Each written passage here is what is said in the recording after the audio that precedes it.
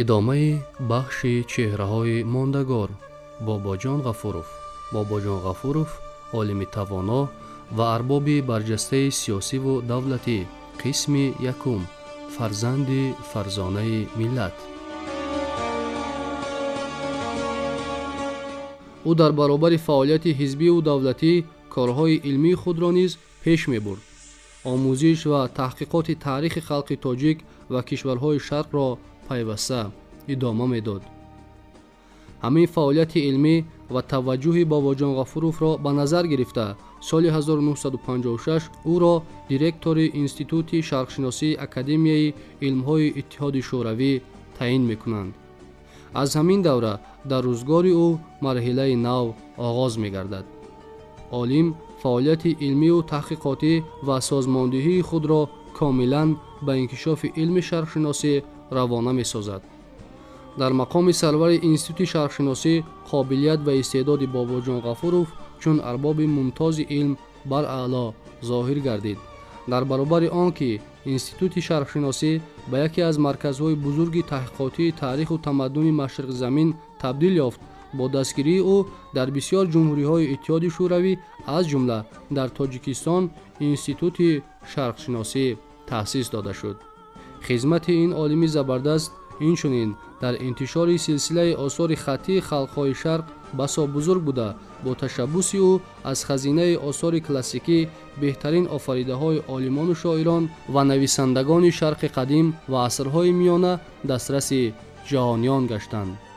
تحلیل فعالیت علمی و سازماندهندگی اکادمیک باباجان غفورov نشان می‌دهد که او در راه به هم نزدیک و آشنا نمودن تمدن خلق‌های شرق و غرب سهمی ارزنده گذاشته است. او سالهای 1957 1966 در کار تهیه و عملی نمودن حجت‌های مهم یونسکو همچون رئیس کمیته شوروی شرق و غرب فعالانه شرکت ورزیده در موضوع آموزش تمدن آسیای مرکزی لایحه مهمی را به این تشکیلات بانفوذ پیشنهاد کرد. وی من بعد همچون پرزیدنت اسوسیاسیای بین المللی عاید به آموزش تمدن آسیای مرکزی در قبول و تطبیق این لایحه سهمی بزرگ گذاشت.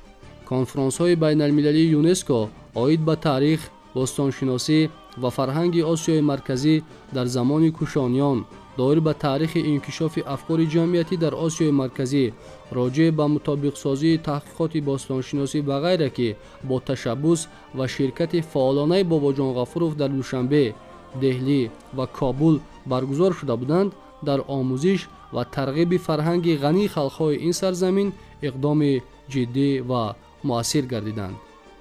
باباجان غفورov در راه تحکیم روابط علمی و فرهنگی با ایران، خصوصاً در ساحه تحقیق تاریخ و فرهنگ فارسی زبان‌ها خیلی سعی و کوشش زیاد کرده است. از اینجاست که با او سال 1974 عنوان دکتر فخری دانشگاه تهران داده شد. استاد باباجان غفورov در الجزایر، برما، گوینه، هندوستان و پاکستان، سوریه، لبنان، عراق، آلمان، امریکا، فرانسه، استرالیا، چکسلواکیه و البته در افغانستان و ایران همزبان دوستان زیاد داشت. وی عضو افتخاری ده‌ها جمعیت‌های علمی خارجی بود. جایزه‌های زیاد علمی بین المللی گرفته است. این سیاستمدار معروف در مبارزه بهر پایداری صلح در سیاره نیز سهم بزرگ دارد.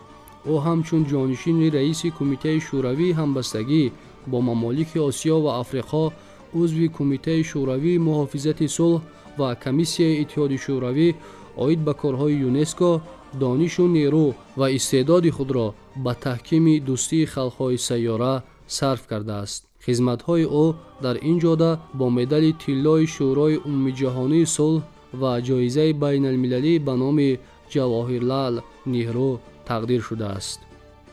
باباجان غفورov هرچند از سال 1956 در مسکو کار و زندگی میکرد، لحظه از یاد تاجیکستان غافل نبود. به پیشرفت و ترقیات جمهوری بخصوص انکشاف علم و فرهنگ آن منتظم مراغ ظاهر میکرد. با دستگیری او در دوام این سالها بسیار جوانان تاجیک در مرکزهای بزرگ علمی شوروی رساله‌های علمی دفاع نموده اقتدار ذهنی جمهوری را افزون نمودند. سهم عالم در تربیه متخصصان جوان جمهوری‌های دیگر آسیای مرکزی و قفقاز نیز بزرگ است. با پاداش آن نکی‌ها وی تا امروز در این جمهوری‌ها صاحب احترام است. با پیشنهاد و اشتراک و راهبری بواسطه باباجان غفورов از نیمه دوم سالهای 50 عصر 20 آماده سازی و نشر اثر بسیار جلده تاریخ خلق تاجیک آغاز شد که آن سالهای 1963 1965 در 3 جلد در مسکو به تب رسید.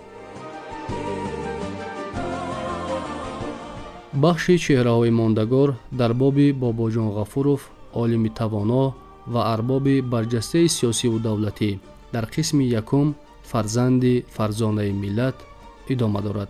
شما را در نشرهای دیگر به ادامه روزگار، آثار و کارنامه باباجان غفورov تحت عنوان عالم توانا و ارباب برجسته سیاسی و دولتی شناس خواهیم کرد.